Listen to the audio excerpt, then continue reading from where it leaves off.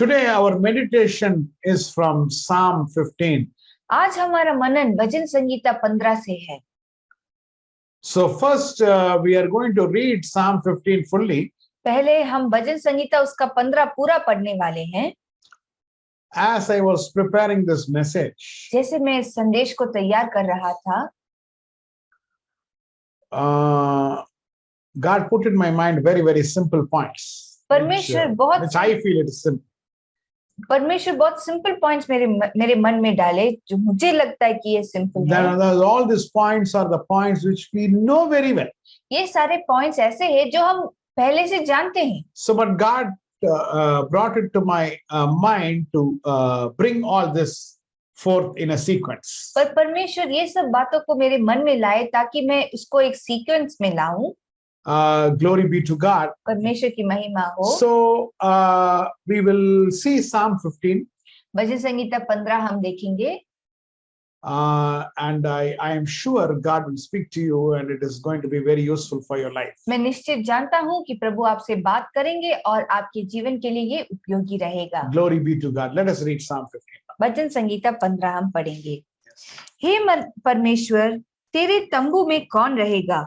तेरे पवित्र पर्वत पर कौन बसने पाएगा?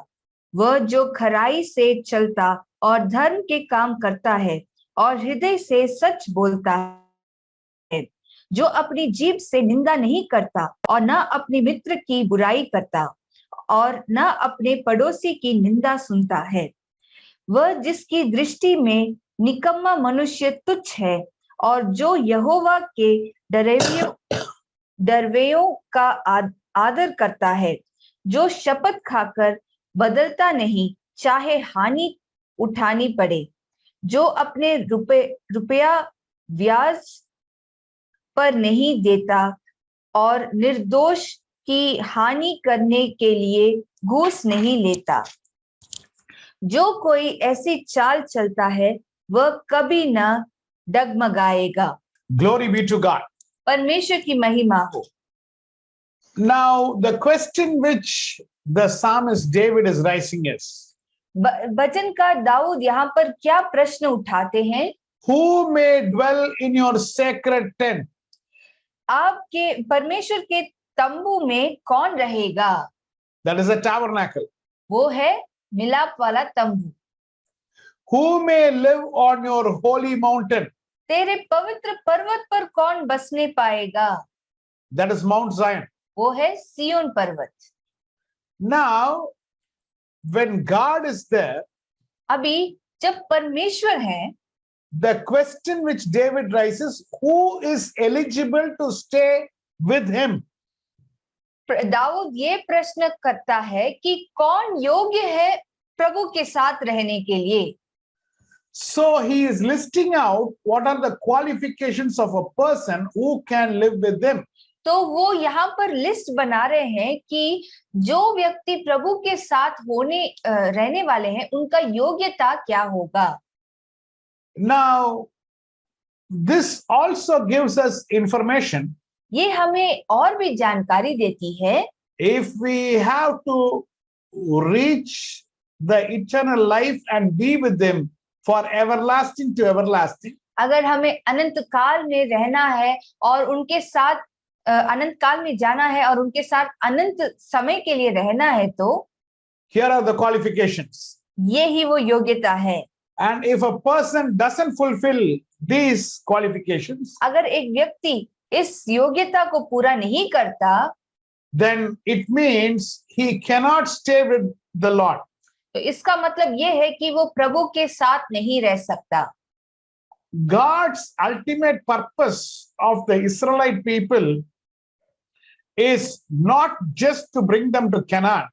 परमेश्वर का अंतिम उद्देश्य केवल ये नहीं था कि इस्राएलियों को कनान देश तक लाए, but while bringing them, पर उनको लाने के समय there needs to be a teaching of worship. आराधना की एक शिक्षा की जरूरत थी। Now when Moses is speaking with the Pharaoh, जब मूसा फरोन से बात कर रहे थे, he is telling, let my people go. वो कहते हैं कि मेरे प्रजा के लोग को जाने को जाने दो। The bargaining between Moses and Pharaoh starts. मूसा और फारून के बीच में बातचीत चलना शुरू हो जाता So है। Pharaoh says, "Let men go. तो फारून कहते हैं कि पहले पुरुषों को जाने दो, I will not allow the animals to go." मैं जानवरों को नहीं छोड़ूंगा। The central point what Moses was speaking is, we have to go to the wilderness and worship our Lord. और सेंट्रल पॉइंट जो मूसा बोल रहे थे कि वो ये है कि हमें जाकर जंगल में प्रभु का आराधना करना है।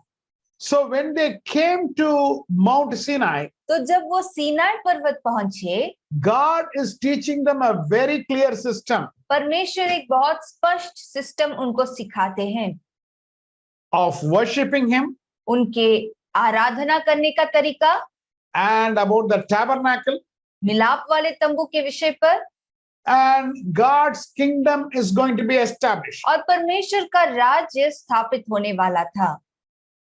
Now we all are expecting for the millennial kingdom. हम उस 1000 वर्ष के राज्य के लिए इंतजार कर रहे हैं। Everybody is eager about the second coming of our Lord Jesus Christ. सब यीशु मसीह के दूसरे आगमन के बारे में जानने के लिए इच्छा कर रहे हैं। That is the millennial kingdom. वो ही है 1000 वर्ष का राज्य।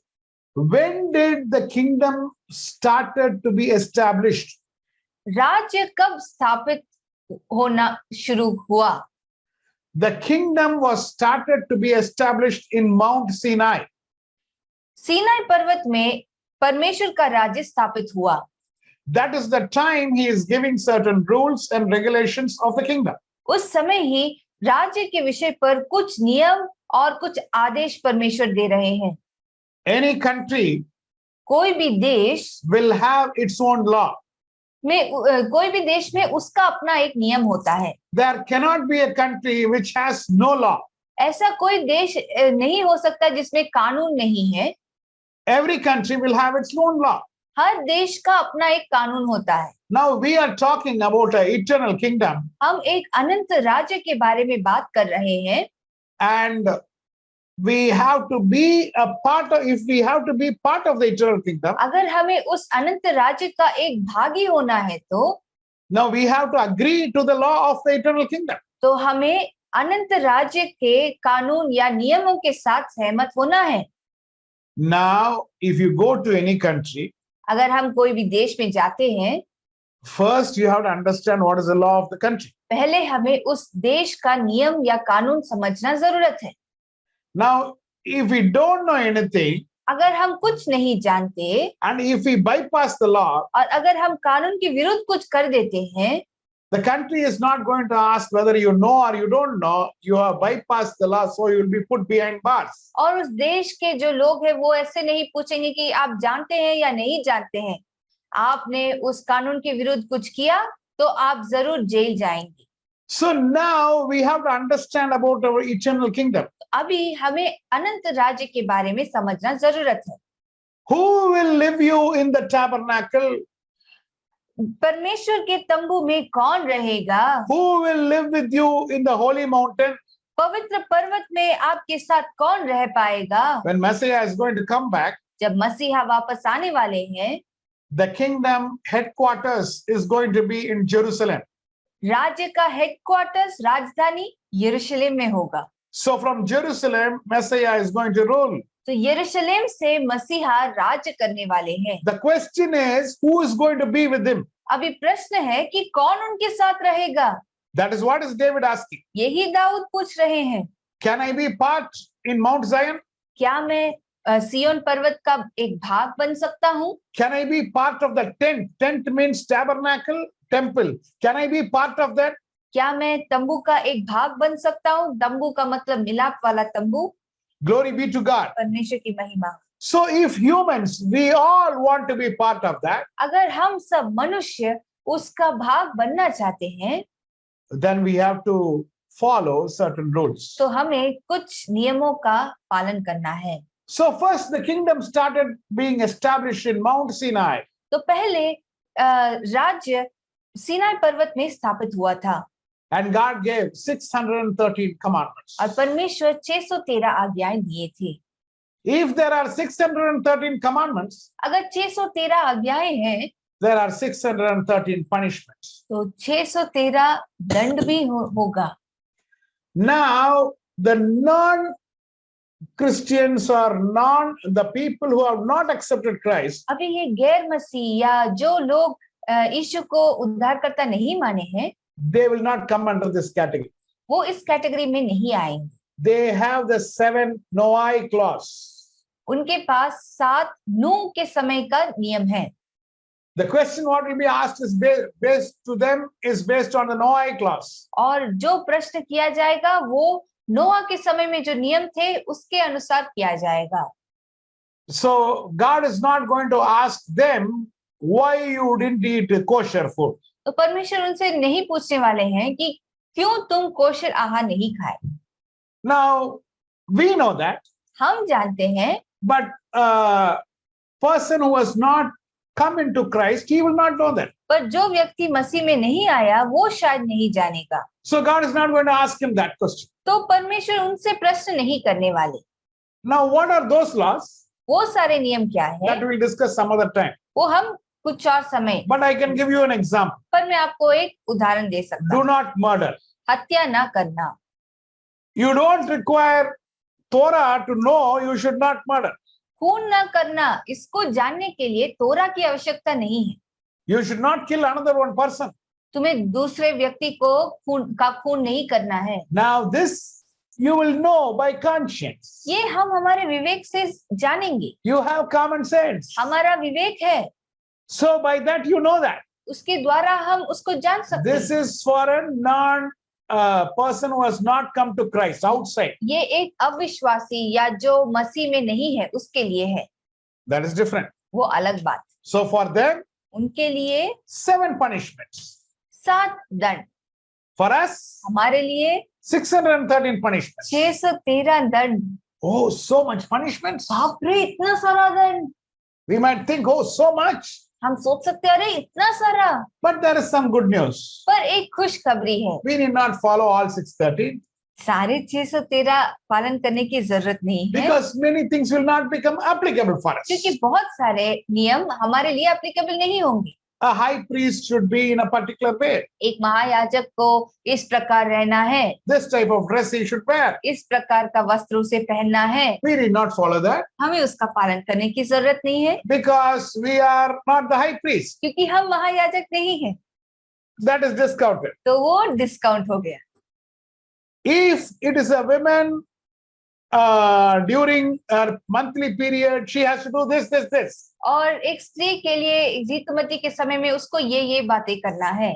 So all men, men are naturally not women. So that is discounted for men. तो पुरुष स्त्री नहीं है, इसलिए वो बातें डिस्काउंट हो जाती है। So that we need not follow. उसको पालन करने की जरूरत नहीं। Normally when we say discount, offer, we get very excited. We are very happy. Normally जब हम कहते हैं छूट या ऑफर तो हम बहुत खुश हो जाते हैं। So out of 613, तो 613 आज्ञाओं में से whatever men has to follow, female need not follow. Whatever female has to follow, men need not follow. जो पुरुष को पालन करना है स्त्री को पालन करने की जरूरत नहीं, जो केवल स्त्री को पालन करना है वो पुरुष को पालन करने की जरूरत नहीं है।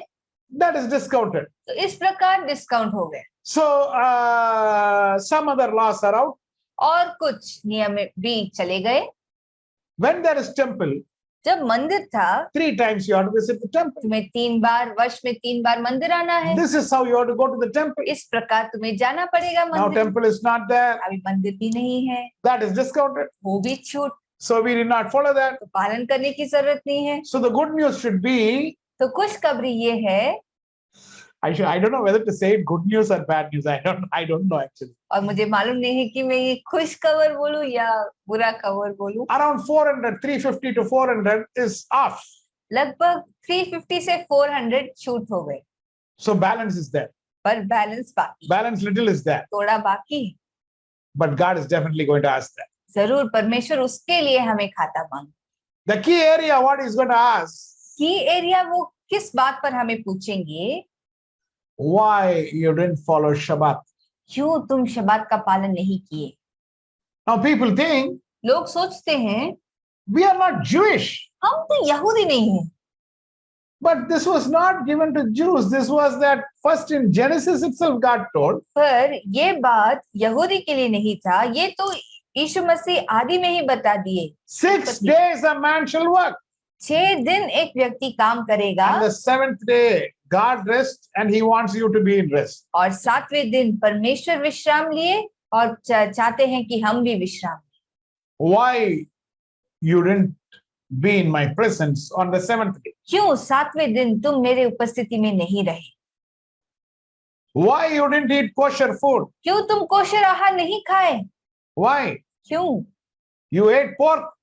तुम सुअर के मांस को खाए? You ate prawns. तुम झींगा मछली खाए? Why you didn't follow my commands? क्यों मेरे आज्ञाओं का पालन नहीं की? He's going to ask like this many questions he's going to ask. इस प्रकार बहुत सारे प्रश्न वो करने वाले हैं। Glory be to God. परमेश्वर की महिमा हो। Now David is asking a question. अभी दाऊद एक प्रश्न पूछता है, God, Prabhu what is the qualification for a person to live with you? आपके साथ रहने के लिए एक व्यक्ति का योग्यता क्या है? The topic of today's message is dwelling with God. आज के मैसेज का शीर्षक है परमेश्वर के साथ बसना या रहना। So are we worthy to live with him? तो क्या हम योग्य हैं उनके साथ रहने के लिए? David is giving 4 qualifications for a person to live with God. परमेश्वर के साथ रहने का योग्य व्यक्ति के पास 4 गुण होना चाहिए, उसके बारे में दाऊद कहते हैं। That is verse 2, verse 3, verse 4, verse 5. वो है पद 2, 3, 4, 5। Each verse I have made it as 1 point. हर पद को मैं एक पॉइंट जैसे बनाया हूँ। Glory be to God. परमेश्वर की महिमा हो। So we start the message. तो हम मैसेज को शुरू करेंगे। Point number 1, पहला पॉइंट, verse 2. पद 2। Yeah. वह जो खराई से चलता और धर्म के काम करता है और हृदय से सच बोलता है। The one whose walk is blameless. और जो खराई के मार्ग में चलता है। So point number 1. तो पहला पॉइंट है blameless. खराई। The Hebrew word for blameless is tamim. खराई का इब्रानी शब्द है तामीम। Now already I told you a few weeks back. कुछ हफ्ते पहले मैंने आपको बताया था, when somebody is asking how many times I have to forgive a person. जब कोई पूछता है कि कितने बार मुझे एक व्यक्ति को क्षमा करना है, Is it 7 times? क्या 7 बार? God says it is not 7, it is 77. प्रभु कहते हैं 7 बार नहीं बल्कि 7 गुना 7 बार। So it is 490. तो 490। Now I explained to you what is 490. तो मैंने आपको समझाया कि 490 क्या है। People who have not attended that message, जो लोग उस मैसेज को अटेंड नहीं किए, please ask my daughter and please attend that message on forgiveness. आप मेरी बेटी से मांग सकते हैं और उस क्षमा के विषय पर आप सीख सकते हैं। So that is the qualification of a person, the first qualification who has to live with God. परमेश्वर के साथ जीने का पहला योग्यता है तो उस व्यक्ति का ये है, You have to forgive everybody. हमें सबको क्षमा करना चाहिए। If you are not forgiven, अगर हमने क्षमा नहीं किया, you are not having a part in the kingdom which is about to come. आने वाले राज्य में हमारे लिए एक भाग नहीं होगा। Glory be to God. परमेश्वर की महिमा हो। The concept of forgiveness has today slightly it is twisted and followed, changed and followed. क्षमा करने का कॉन्सेप्ट जो है आज के दिन में थोड़ा सा बदल के लोग उसका पालन करते हैं। Now somebody steals my credit card. कोई अगर मेरे क्रेडिट कार्ड को चुरा लेते हैं, Let us take they have used my credit card and 1 lakh has been swiped from the card. मान लीजिए वो मेरे क्रेडिट कार्ड को उपयोग किए और 1 लाख खर्चा किए उससे। Now that person is caught. अभी उस व्यक्ति पकड़वा जाता है। That person says, और वो व्यक्ति कहता है, take back your credit card. ये लो तुम्हारा credit card. I am returning your credit card. मैं तुम्हारा क्रेडिट कार्ड को वापस कर देता हूँ। Please forgive me. I will not take your credit card again. मुझे क्षमा करो, फिर से तुम्हारा क्रेडिट कार्ड मैं नहीं लूंगा। I say okay. मैं कहता हूँ ठीक है। But what about the 1 lakh you have swiped? उस 1 लाख के बारे में क्या जो आपने स्वाइप किया? I am asking you forgiveness, Baba. नहीं, मैं आपसे क्षमा Please मांगता हूं, forgive me. मुझे क्षमा कर। नहीं, Baba. नहीं भाई, This is not the way. ये तरीका नहीं है। What happened to the money which you have taken? वो पैसा जो तुमने लिया उसका क्या? My dear child of God, मेरे प्यारे परमेश्वर के बच्चों, if you have taken money from somebody, अगर आपने किसी से पैसा लिया है, you have to return it. आपको उसे वापस कर देना है। Now, some people who have taken money have no idea of returning it. और कुछ लोग जो पैसा लिए हैं उनको वापस करने का कोई आइडिया ही नहीं होता है।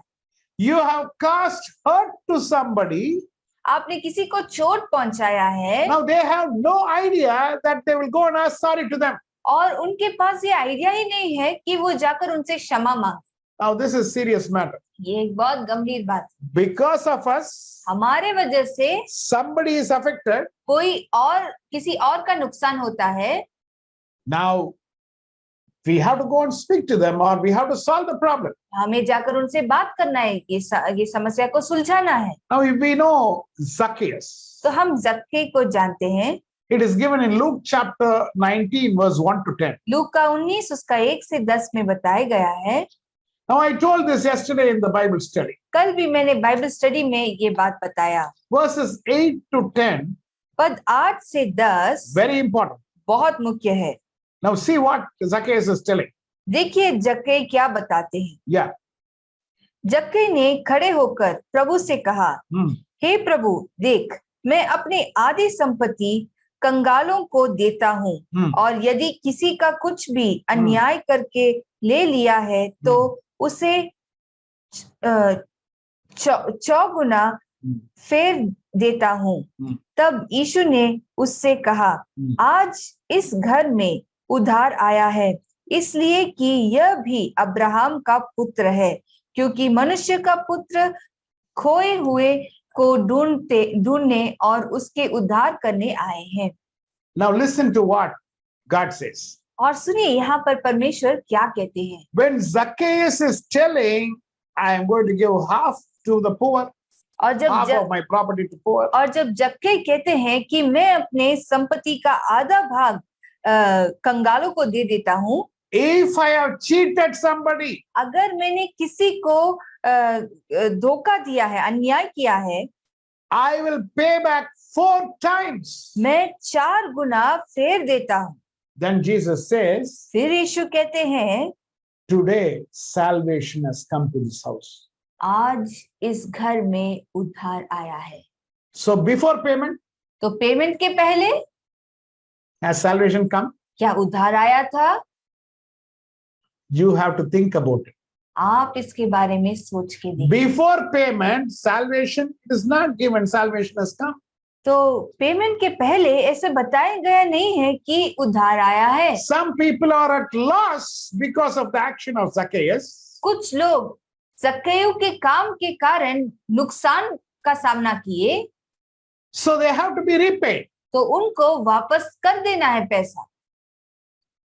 Then only salvation will come. तब ही उद्धार आएगा। When you can become blameless, कब हम खरा बन सकते हैं?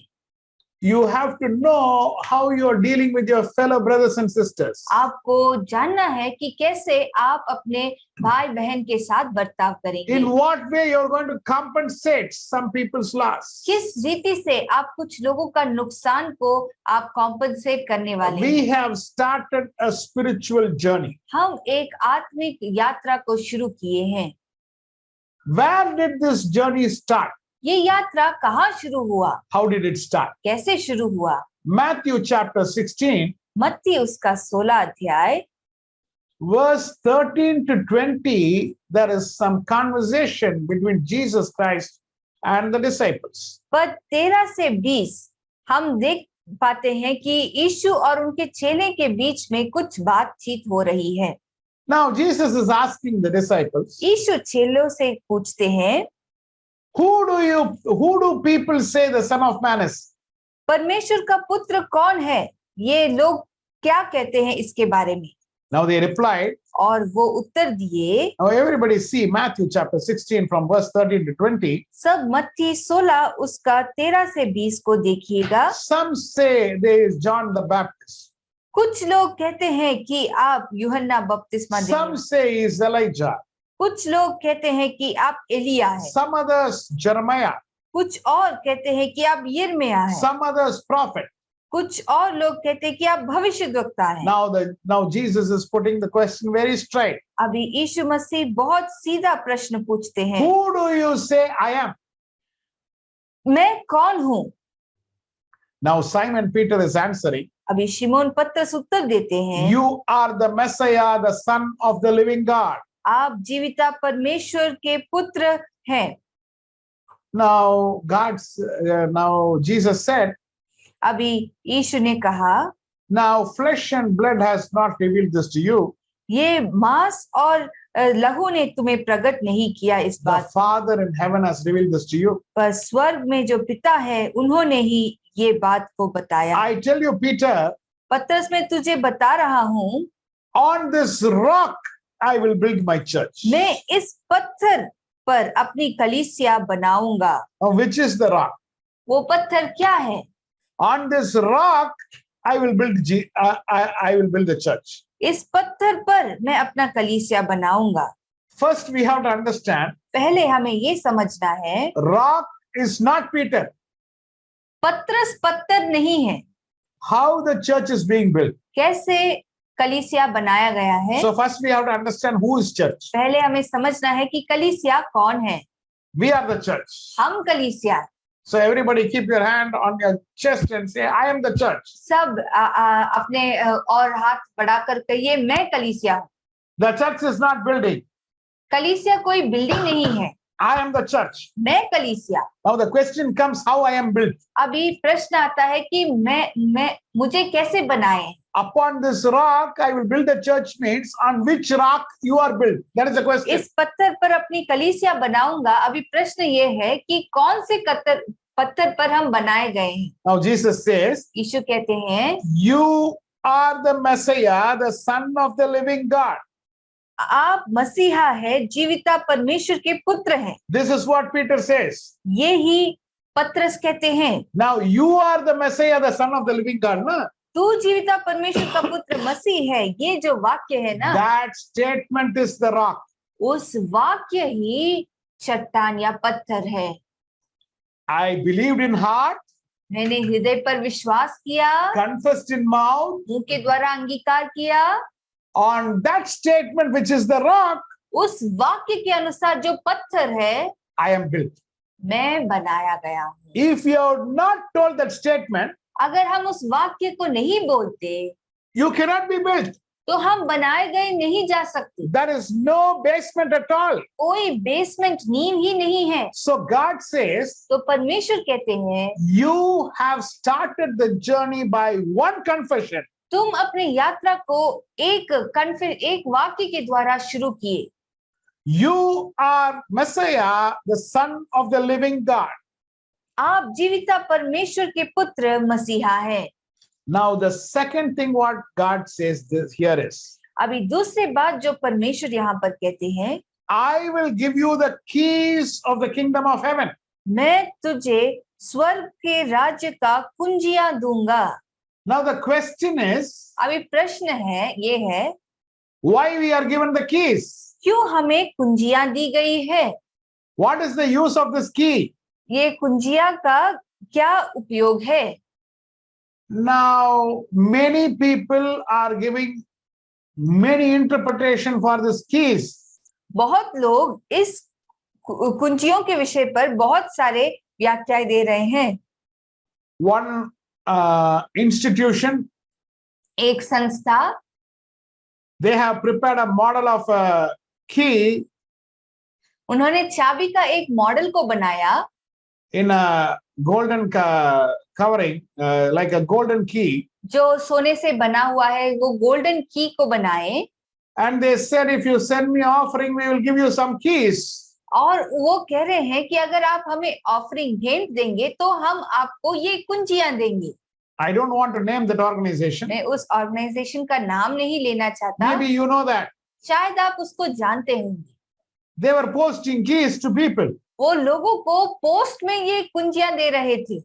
So we cannot do anything with that key. उस चाबियों के साथ हम कुछ नहीं कर सकते। My dear child of God, मेरे प्यारे परमेश्वर के बच्चों, this is the holy word of God, ये परमेश्वर का पवित्र वचन है and we need to have a right interpretation. और इसका सही अर्थ या व्याख्याएं हमें जानना पड़ेगा। Some people have started telling in the preaching, कुछ लोग अपने प्रचार में ये ऐसे कहना शुरू कर दिए, God has given me that key, प्रभु मुझे वो कुंजी दे दी and I have the authority to whom to send to heaven and whom not to send to heaven. और मेरे पास अभी अधिकार है कि मैं किसको स्वर्ग में भेजूं और किसको स्वर्ग में ना भेजूं। My dear child of God, मेरे प्यारे परमेश्वर के बच्चों, be careful of the wrong teaching. इस प्रकार के गलत शिक्षाओं से आप बच के रहें। What is the meaning? I give you the keys of the kingdom of heaven. मैं तुझे स्वर्ग के राज्य की कुंजियां देता हूं, इसका मतलब क्या है? I'm going to ask you a question, you have to answer. मैं आपसे एक प्रश्न पूछूंगा, आप हमें उत्तर दीजिएगा। If there is a kingdom, अगर एक राज्य है who's inside? तो अंदर कौन है? Now, who's going to answer? Ankit, you will answer? Yes, Ankit is going to answer. Yeah, answer. If there is a kingdom, who's inside? So there is a king inside, Pastor. Fantastic. Now, if there is a kingdom, that is who is inside? King is inside. अगर एक राज्य है तो उसके अंदर एक राजा होंगी। You have the key of the kingdom.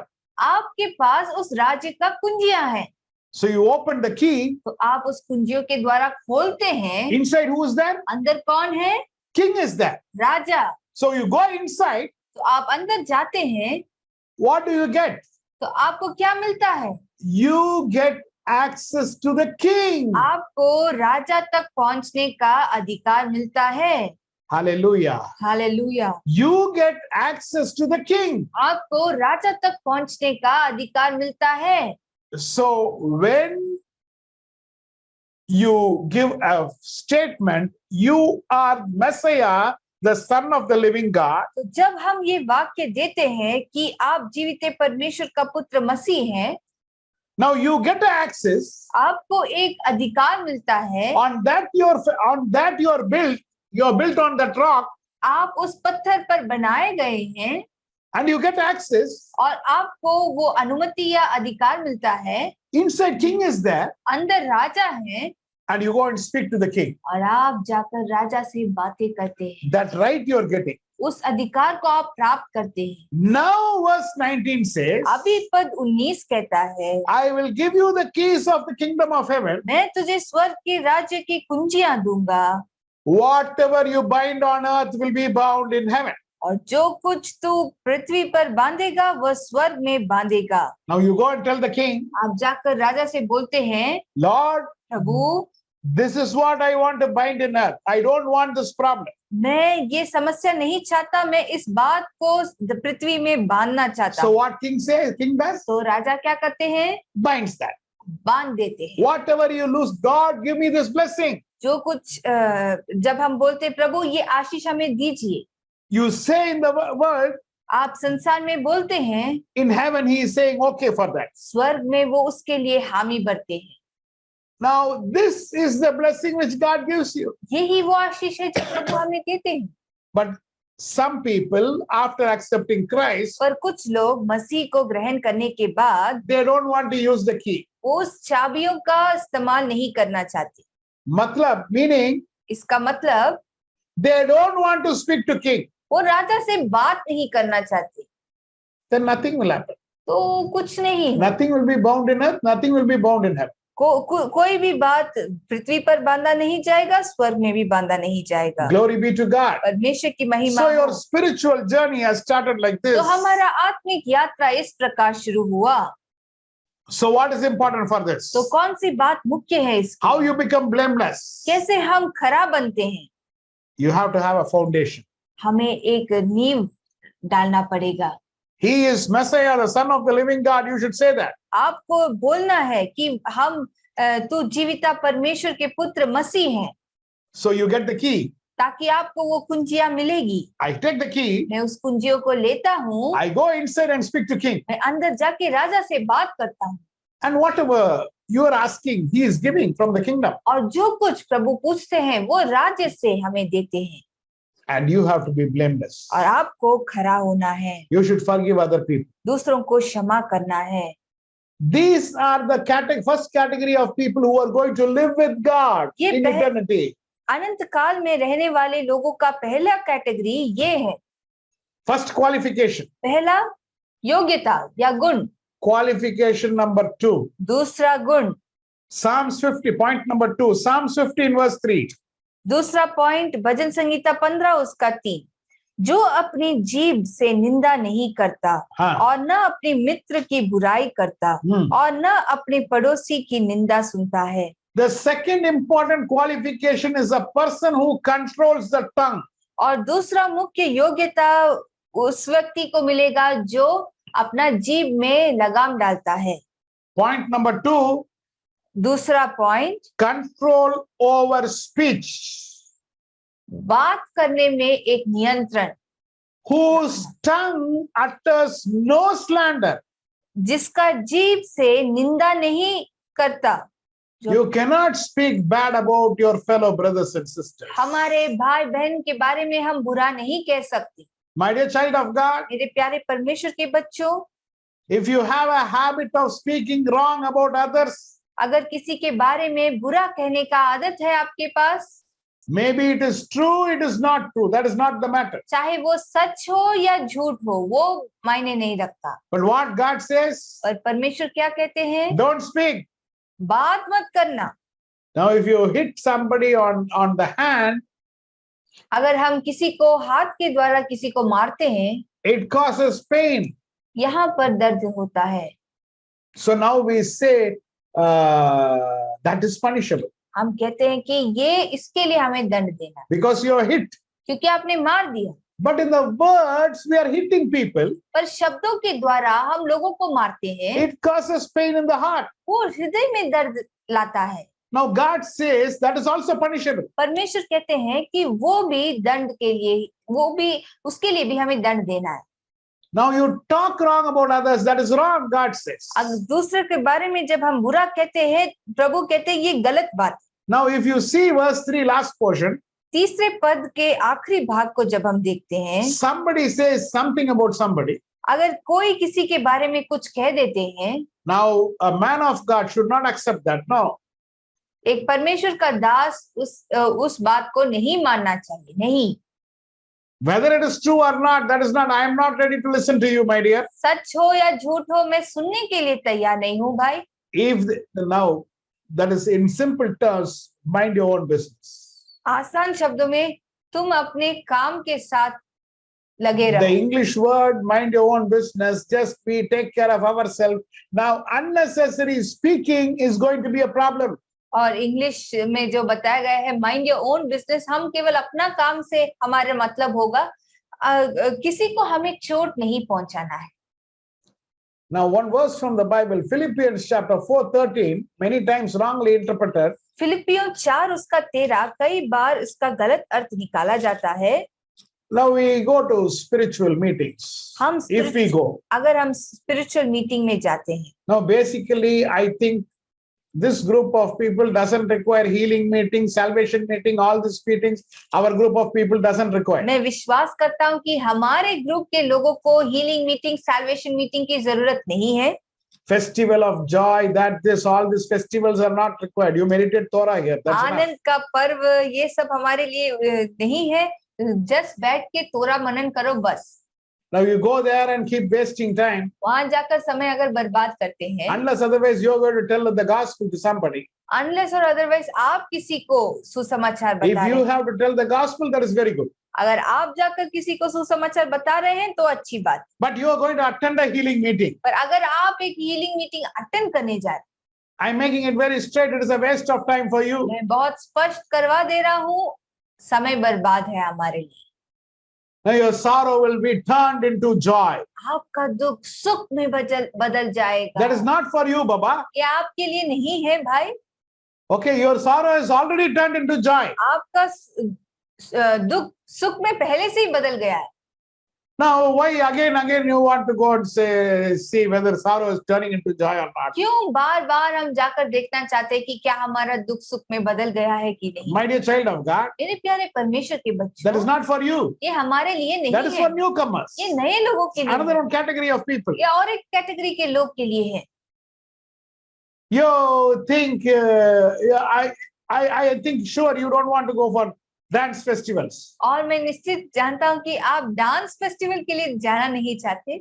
And nowadays people have made it worship concerts. और आजकल वर्शिप कॉन्सर्ट्स बना दिए हैं. Unless you are going to sing there or do something, you go and stand there and keep dancing. अगर आप वहां पर कुछ जाकर अनलेस आप जाकर वहां पर कुछ करते हैं तो अच्छा होगा. बट अगर आप जाकर केवल खड़े होकर डांस कर रहे हैं, I don't want to discredit anybody. मैं किसी को निरादर नहीं करना चाहता. But my dear child of God, we have to understand. पर मेरे प्यारे परमेश्वर के बच्चों, हमें समझना है We have a very limited time. हमारा समय बहुत कम है. In this limited time, we have to learn the word of God. हमारे पास इतने कम समय में हमें परमेश्वर का वचन जितना हो सके हमें सीखना पड़ेगा. I am very much concerned about people who are wasting time. जो लोग समय बर्बाद करते हैं उनके विषय में मैं बहुत चिंता करता हूँ. Now, the moment the soul, that soul leaves the body, जिस क्षण ये प्राण शरीर को छोड़ के जाता है, that time, उस समय, that very moment, उस क्षण you cannot buy even 1 hour. आप 1 घंटा भी मांग नहीं सकते. You cannot buy even 1 day. एक दिन भी हम खरीद नहीं सकते. You will think about the days you have wasted. जो दिन हमने बर्बाद किया है उस दिनों के बारे में हम सोच के देखेंगे. The days you have been playing video games. जिस दिन हम वीडियो गेम खेलते खेलते समय बर्बाद किए. The days you have been sleeping. जिस दिन सोते सोते हम बर्बाद किए. Now, morning, 5 o'clock, 6 o'clock, you get up, it is a normal person. सुबह 5 बजे 6 बजे उठते हैं तो वो नॉर्मल व्यक्ति है. Some people get up at 12 o'clock. कुछ लोग 12 बजे उठते हैं.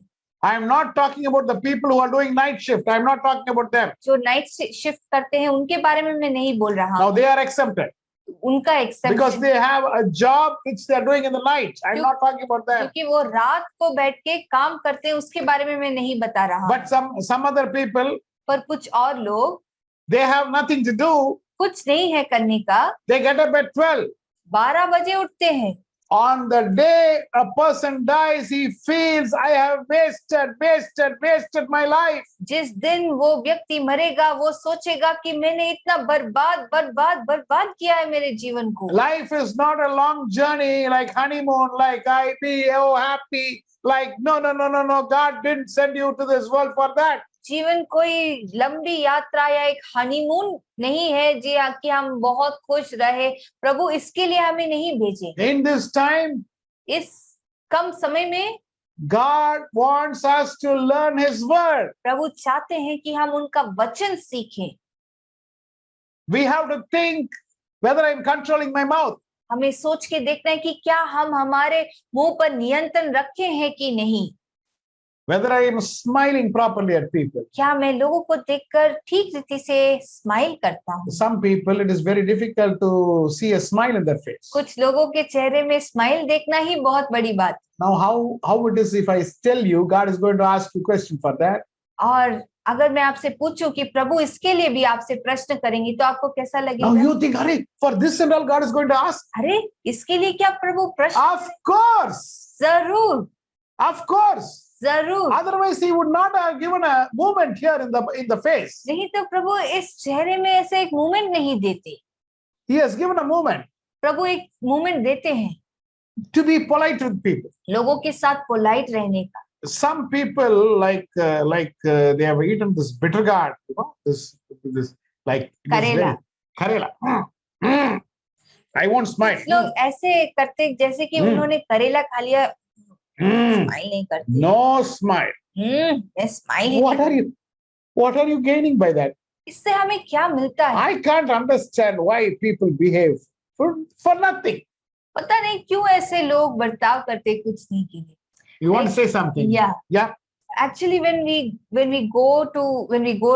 going in a street and when we are crossing some people, they will think you should smile or not. Yeah. And if we smile, they'll stare back at us. Yeah.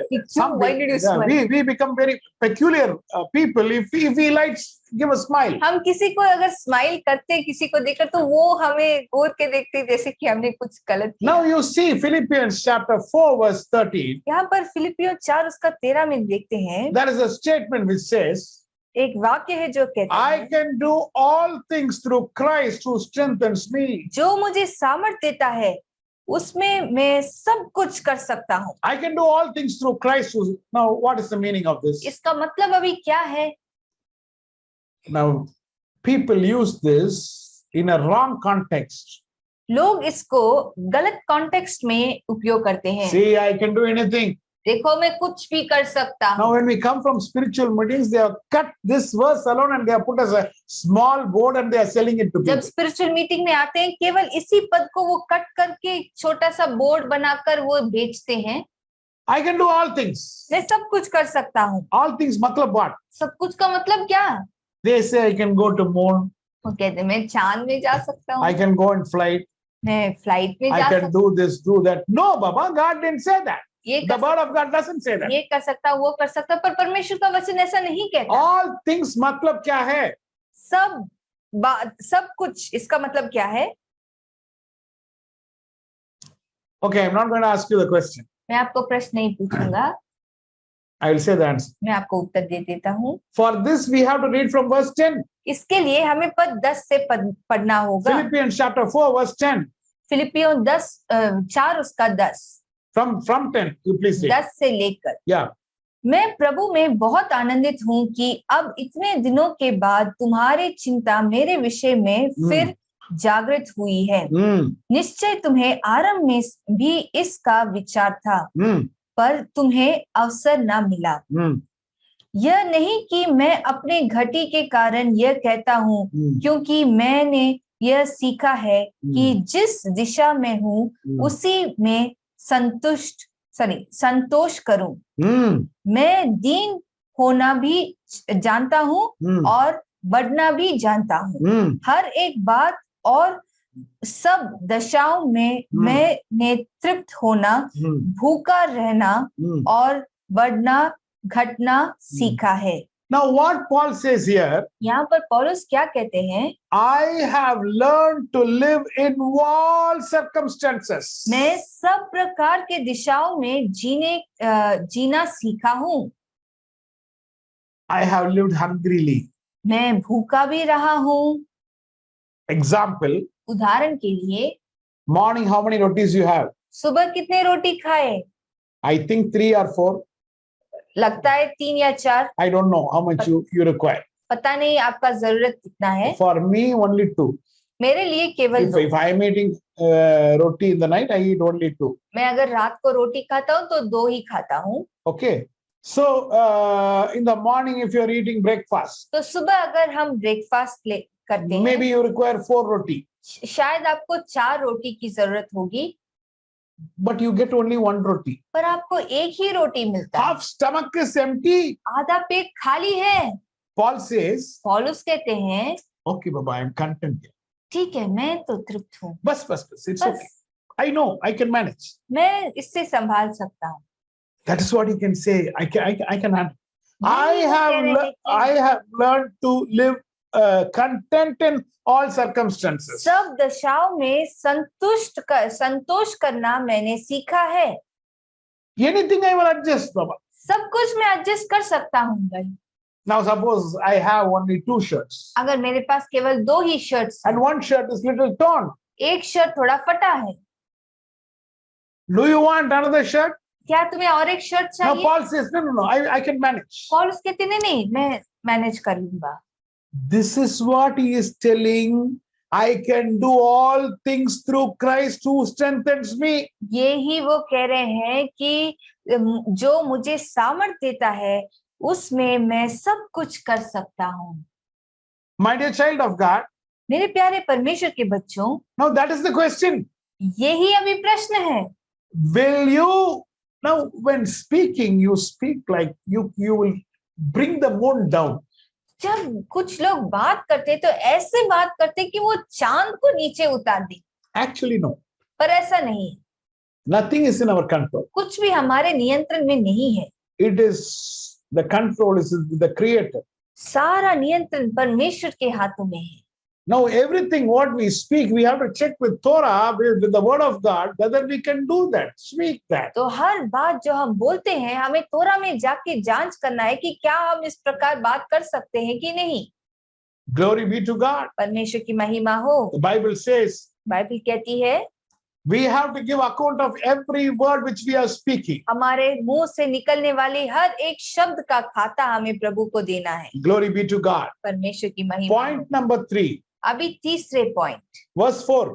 पद 4। Yeah. वह जिसकी दृष्टि में निकम्मा मनुष्य तुच्छ है हाँ.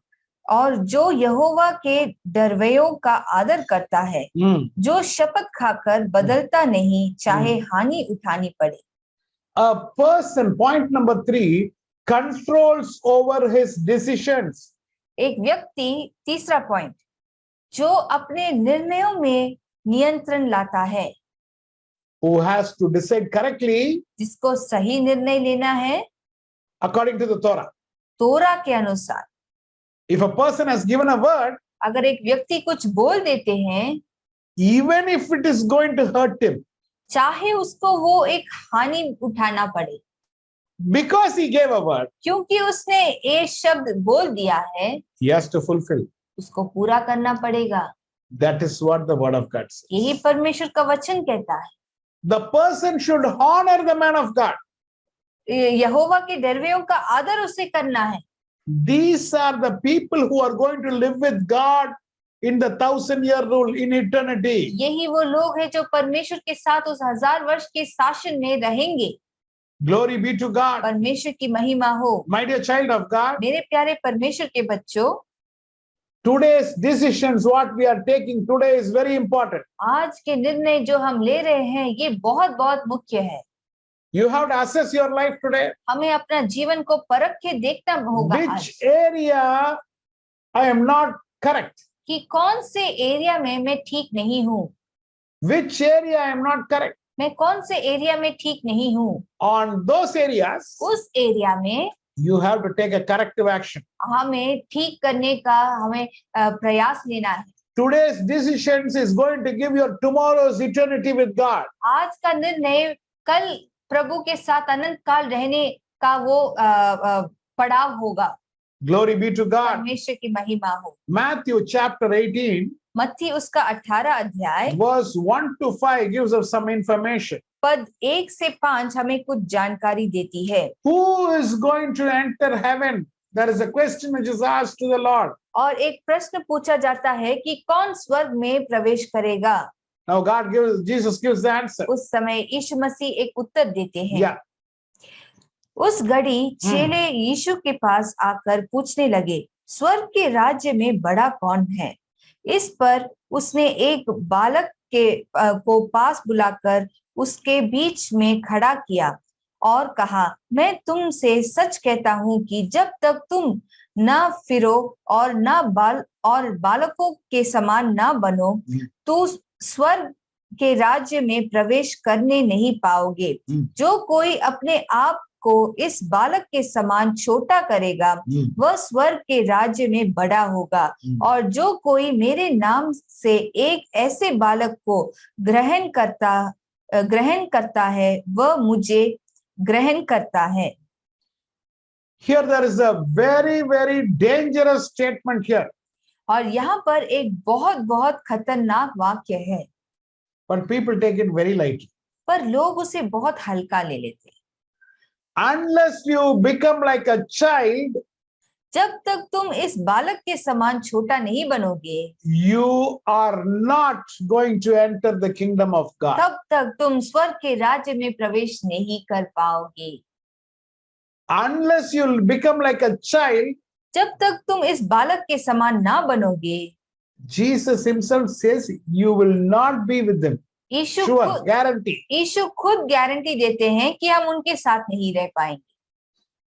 Now we take it very light. हम इस बात को बहुत हल्का ले लेते हैं। My dear child of God, मेरे प्यारे परमेश्वर के बच्चों, today our heart has to change. आज हमारा हृदय में एक परिवर्तन होना जरूरत है। How? कैसे? Like a child. एक बालक के समान। How is a child? एक बालक कैसा होता है? Obedience. Number one, obedience. पहले आज्ञाकारिता। When you say something, they will do. जब हम कुछ कहते हैं तो वो उसको करेंगे। I can tell about my children मैं अपने बच्चों के बारे में कह सकता हूँ till today. आज तक। Now they are not very small children. अभी वो बहुत छोटे भी नहीं हैं। You see how big they are. They are a little big children. आप देख पा रहे हैं कि वो कितने छोटे हैं। My son, he is 20 years old. मेरा बेटा 20 वर्ष, More than 20. 20 से भी ज्यादा। Another one son is somewhere around 17 or something. और एक बेटा लगभग 17 साल का है। When I say something, जब मैं कुछ कहता हूँ, never they have told till today, I won't do it. कभी वो ऐसे नहीं कहे हैं, आज तक वो ऐसे नहीं कहे हैं कि मैं नहीं करूंगा। Till today, आज तक obedience. आज्ञाकारिता। Till today they are doing whatever I say. They will immediately say, okay, Papa, okay, Papa. Nothing else will come from their mouth. आज तक जो भी वो कहते हैं, वो जो भी मैं कहता हूँ वो कहते हैं ओके पापा, ठीक है पापा, और कुछ उनके मुंह से नहीं And आता। I am also seeing in my eyes how God is blessing them. और मैं भी अपने आंखों के द्वारा देख पाता हूँ कि कैसे परमेश्वर उनको आशीष दे रहे हैं। They are like children. The obedience is like children. वो बच्चों के समान है, उनका आज्ञाकारिता बच्चों के समान है। Secondly, how is a child? दूसरा, एक बालक कैसा है? Humility. Namrata. God wants that humility from you and me. परमेश्वर चाहते हैं कि आप और हम नम्र रहें। Unless you become like a child, जब तक हम बच्चों के समान नहीं बनते, you cannot enter the kingdom of God. हम स्वर्ग के राज्य में प्रवेश नहीं कर सकते। My dear child of God, मेरे प्यारे परमेश्वर के बच्चे, today we need to have a change of decision. आज हमारे निर्णय में हमें बदलाव लाना है। Our God will never adjust. हमारे परमेश्वर कभी भी एडजस्ट नहीं करेंगे। Now, some people think maybe he slightly changes because somewhere I am not following the word of God, but still he might change later on. और कुछ लोग ऐसे सोच सकते हैं कि मैं परमेश्वर का वचन पालन तो नहीं कर रहा, पर वो प्रभु एडजस्ट कर लेंगे कैसे भी। If it is today, you have to obey. अगर आज है तो आपको उनका आज्ञा पालन करना है। Tomorrow also you only have to obey. कल भी आपको ही आज्ञा पालन करना है। Day after tomorrow you have to obey. परसों भी आपको ही आज्ञा पालन करना है। But the point is, we don't know whether tomorrow or day after tomorrow is alive in our life. पर पॉइंट ये है कि कल होगा या ना होगा किसी को मालूम नहीं है। Now, sometimes we hear people that this person was about to come to the church for prayer or for baptism. On the way, he died. और कई बार हमें ऐसा खबर मिलता है कि ये व्यक्ति प्रार्थना या बपतिस्मा के लिए आ ही रहा था, पर मार्ग में ही वो मर गया।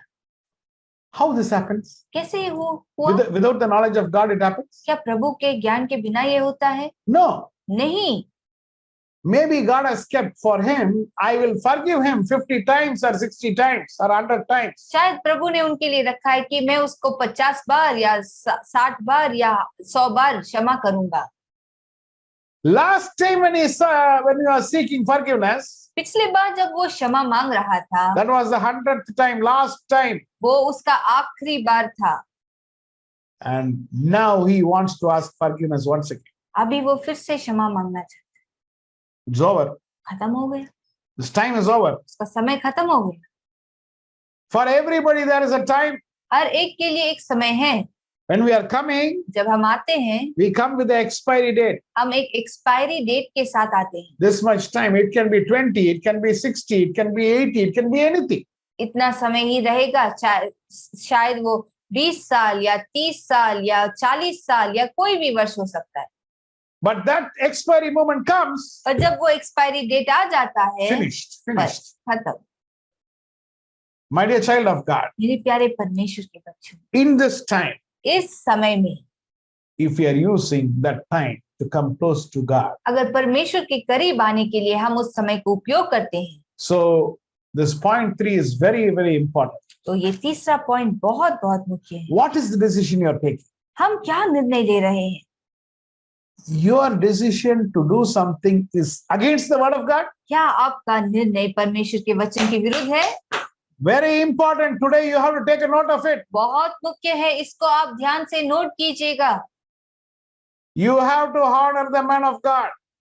परमेश्वर के दास का आदर करना चाहिए। Your mind should not change. आपका मन बदलना नहीं चाहिए। Even if it is going to hurt you, even if it is going to be a loss for you, your mind should be steady. चाहे आपको चोट पहुंचे या आपके लिए हानि उठाना पड़े, आपको आपका मन नहीं बदलना। Glory be to God. परमेश्वर की महिमा हो।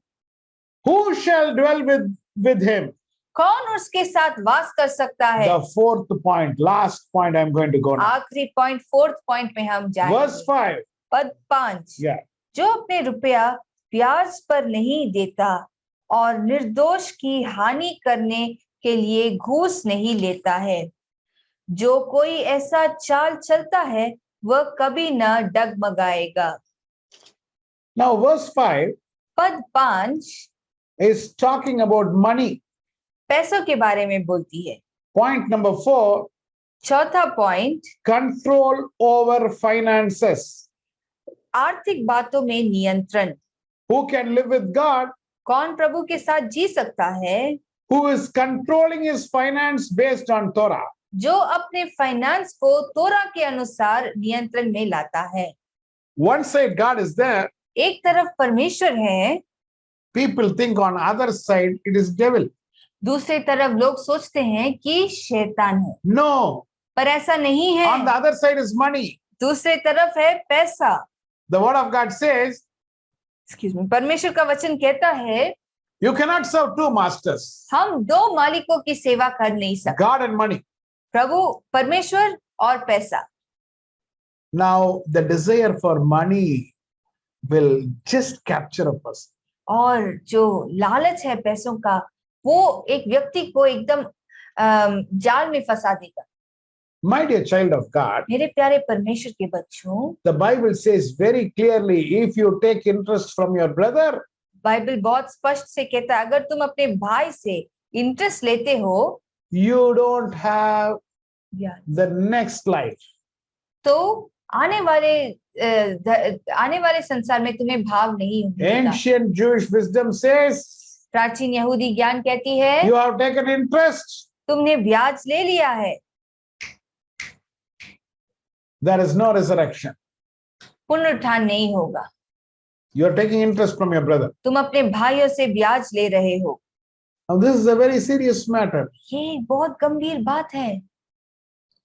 Whenever it comes to money, it's Shabbat or many things, जब भी पैसों के विषय पर या शबात के विषय पर ऐसे बहुत बातें आती the है, counter is money. इसका काउंटर है पैसा।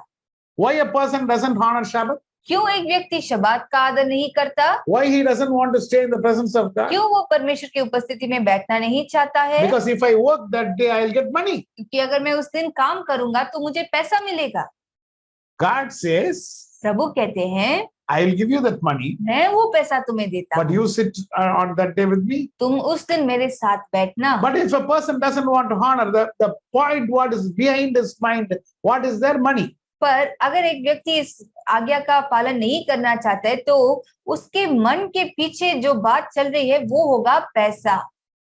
I'll give you a simple example. मैं आपको एक आसान उदाहरण दूंगा। Now I go to buy chicken. मैं चिकन खरीदने जाता हूँ I get very little chicken compared to the money I pay. और जितना मैं पैसा दे रहा हूँ उस पैसे के लिए मुझे बहुत कम ही चिकन मिलते हैं। Why? क्यों? I take, suppose I'm taking one chicken, अगर मैं एक चिकन लेता हूँ which will be somewhere around 1.5 kgs. जो लगभग 1.5 kg का होगा। I say remove the skin, मैं कहता हूँ कि स्किन को ले लेना, remove all the blood, चर्बी लहू सबको निकाल देना, remove the fat. चर्बी को निकाल देना। I say then take the liver, take all the inner parts, take it out. फिर मैं कहता हूँ कि वो इनर पार्ट्स, लिवर, वो सब भी निकाल दे। He says, can I wash and put it for you? और वो बोलते हैं कि क्या मैं धो के उसको अंदर रख सकता I don't want, you take it. हूं? I मैं don't want. कहता हूँ कि नहीं नहीं मुझे नहीं चाहिए, तुम ही ले And then लेना। the back portion you cut it off. फिर हम उसका बैक पोर्शन भी कट कर देते हैं। Okay, this is not in the Torah. Okay, it is in other scriptures, but anyhow, just I'm telling. तो ये तोरा में नहीं है, बाकी स्क्रिप्ट्स में, पर मैं आपको बता रहा हूँ। So back portion is cut. तो बैक पोर्शन भी कट कर देते हैं। But I pay the full money. पर मैं पूरा पैसा देता हूँ इसके लिए।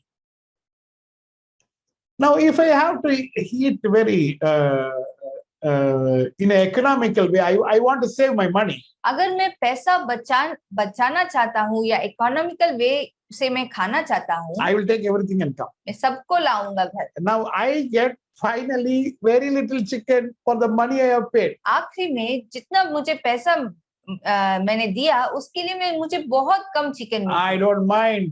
पर मुझे कोई परवाह नहीं है। I don't mind. मुझे कोई परवाह नहीं है। If I go to the fish shop, अगर मैं फिश का दुकान में जाता हूँ, I search for the fishes which has fins and scales. मैं उस प्रकार के मछलियों को देखता हूँ जिसका पंख और स्केल्स है। Normally they are expensive. Normally वो बहुत expensive, Because when you have to follow the Torah, क्योंकि जब हम तोरा का पालन करते हैं it is expensive, बहुत ही एक्सपेंसिव होता है। but I trust my God will provide. पर मैं विश्वास करता हूँ कि मेरे परमेश्वर देंगे। You want to say something? Yes. Yes, go ahead. It is expensive because we are the kings and priests Yes. to God. So Yes. इसलिए God gives us. Gives us. Yes, helps praise us the to Lord. eat Wonderful. expensive. Now, first of all, I am not upset that it is expensive. Yes. Na? I am not at all पहले- worried. पहले मैं चिंता ही नहीं करता हूँ कि ये बहुत कीमती है। What delights me, मुझे क्या बात प्रसन्न करता है, God, I am following your word. प्रभु मैं आपका वचन का पालन कर रहा I हूँ। am following what God says. जो प्रभु ने कहा मैं उसका पालन कर You रहा हूँ। should delight in that. हमें उसमें आनंद मनाना है। But if we are not able to feed chicken or mutton or whatever, if we are not able to eat, पर अगर हम चिकन या मटन या ऐसे खा नहीं पा रहे, only sabji is there, केवल सब्जी है, no problem. कोई बात नहीं। We are happy, we are following the word of God. हम बहुत खुश है कि हम परमेश्वर का वचन का पालन कर रहे हैं। Why I have to go cheap and buy non-kosher, Baba? क्यों मुझे पैसा कम करने के लिए मुझे जाके नॉन कोशर खरीदना है? You give me 1 million rupees also, I am not going to come and work on a Shabbat. और अगर आप मुझे 1 मिलियन पैसा भी दे, मैं शबात में काम नहीं करूंगा। I am going to pray with my family. मैं अपने परिवार के साथ प्रार्थना करने वाला No, हूं। I am not interested in your money. मुझे आपके पैसा में कोई इंटरेस्ट ही नहीं है। My dear child of God, मेरे प्यारे परमेश्वर के बच्चों, when it is money, don't be so excited to jump on that. No. जब पैसा के विषय पर आता है तो हमें उस बात पर बहुत उत्साहित नहीं होना है। Every minute for us in this world is a test. इस संसार में हर एक मिनट हमारे लिए एक परीक्षा का समय है। If you want to make people spiritual, अगर आप लोगों को आत्मिक रीति से सामर्थ्य देना चाहते हैं, if you are spending your money to make people righteous, किसी को धर्मी बनाने के लिए अगर आप पैसा खर्चा करते हैं, your finances are set. आपका फाइनेंस सेट हो गया है। You are helping people to come close to God. प्रभु के करीब लाने के लिए आप लोगों को मदद कर रहे हैं। You are sponsoring some people to learn the word of God. परमेश्वर के वचन को सीखने के लिए आप किसी को स्पॉन्सर कर रहे हैं। God will take care of your finance. प्रभु आपके फाइनेंस को देखेंगे। Glory be to God. परमेश्वर की महिमा हो। So today, everybody is interested in the promises of God. आज सब परमेश्वर के प्रतिज्ञा में तो रुचि। God, what you will give me? प्रभु आप मुझे क्या देंगे? What you will give me? आप मुझे क्या देंगे? Our Christian life is based on promise. हमारा क्रिश्चियन लाइफ प्रतिज्ञा के ऊपर आधारित Who है। is the father? पिता कौन है? Abraham. Abraham. He is the father. वो ही पिता है। And God gave a promise to him. और परमेश्वर ने उनको एक प्रतिज्ञा दी। What is that promise? वो प्रतिज्ञा क्या है? Look up, ऊपर देखो, the stars, तारों को देखो, all the stars, and look down like the sand. और सारे बालू को देखो। Like the stars and sand, और I will make your children. और उस तारे और उस बालू के समान मैं तुम्हारे बच्चों को बनाऊंगा। Now, where this promise is coming and going to get fulfilled, और कहाँ ये प्रतिज्ञा आकर पूरा होने वाला है? on one person, एक व्यक्ति के ऊपर, his name is Isaac. उसका नाम है इसहाक। If Isaac alone is not there, अगर केवल इसहाक नहीं होते, whole promise of what God gave Abraham is out. सारा प्रतिज्ञा जो परमेश्वर ने अब्राहम को दिया वो सब आउट है। There is only that one person. Isaac is the entire promise. वो एक व्यक्ति इसहाक ही पूरा प्रतिज्ञा का चिन्ह था। Now God is telling, अभी परमेश्वर बोल रहे हैं, place your son Isaac on the altar. अपने बेटे इसहाक को वेदी में डालो। The question to you today, आज हमारे लिए ये प्रश्न है, place the promise in the altar. अपनी प्रतिज्ञा को वेदी में रखो। Will you keep? क्या हम रखेंगे? God, you told me you will make me a great person. प्रभु आपने ही बोला कि आप मुझे एक महान व्यक्ति बनाएंगे। God, you told me you will give me money. प्रभु आपने ही बोला कि आप मुझे पैसा देंगे। God, you told me you will give me child. प्रभु आपने ही बोला कि आप हमें संतान देंगे। You will give me help. आप ही मुझे मदद You will देंगे। give me a big house. मुझे एक बड़े घर देंगे। God says, yes, I promised. प्रभु कहेंगे, हाँ मैंने तो प्रतिज्ञा दिया है। But today I am telling you, पर आज मैं कह रहा हूँ, can you keep that promise in the altar? क्या तुम उस प्रतिज्ञा को वेदी में You are not going to give me? क्या आप नहीं देंगे मुझे? God says, keep the promise in the altar. प्रभु कहते हैं पहले वेदी में उस प्रतिज्ञा को रखो। My dear child of God, मेरे प्यारे परमेश्वर के बच्चों, today I want to finish with this statement. मैं आज इस स्टेटमेंट के साथ खत्म करना चाहता हूँ। Can you keep your promise in the altar? क्या हम हमारे प्रतिज्ञाओं को वेदी में रख सकते हैं? And if you keep, और अगर हम रखते हैं then you will see how God is leading you. तो हम देख पाएंगे कि कैसे परमेश्वर हमारी अगुवाई कर रहे हैं। You and me, our promise is not just this world. आप और हम, आपका और हमारा केवल इस संसार में प्रतिज्ञा के विषय पर ही नहीं, There is a much more greater world which is about to come. एक बहुत बड़ा संसार आने वाला है। But in this world, He has told you something. पर इस संसार में प्रभु ने आपको कुछ बताया है। God says, प्रभु कहते हैं keep it in the altar. उसको वेदी में रखो। I want your dedication in that. मैं चाहता हूँ कि तुम डेडिकेट करो, ये सब अर्पण करो। David is asking, दाऊद पूछ रहे हैं, who may dwell in your sacred tent? तेरे पवित्र तंबू में कौन रहेगा? Who may live in the mountain? तेरे पवित्र पर्वत में कौन बसने पाएगा? 4 qualifications I have given. 4 गुण मैंने आपको बताया। Are you a tamim, blameless person? क्या आप तमीम है, खरा व्यक्ति है? Are you a person who will control your speech? क्या आप ऐसे व्यक्ति है जो अपने बोलचाल में नियंत्रण लाते हैं? Are you a person who will control your decision?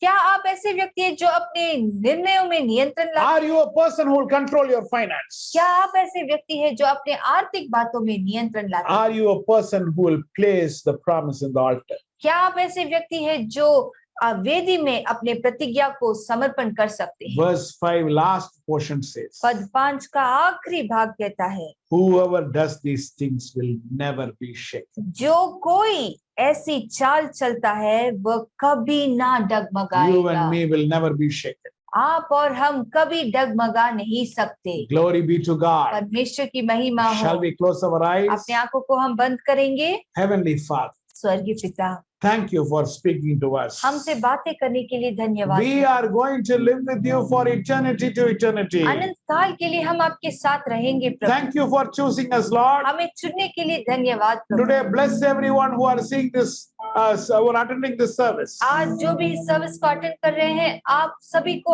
Ashish they Prabhu.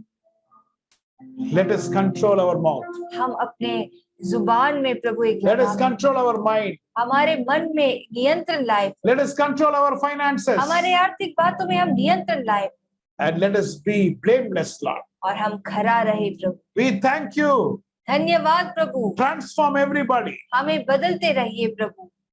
We place all our desires in the altar. हम अपने सारे इच्छाओं को वेदी के ऊपर रखते हैं and let your will be done. और आपकी इच्छा पूरा हो। In Jesus' matchless name, we pray unto thee, Father. यीशु मसीह के नाम से हम मांगते हैं पिता। Amen. Amen.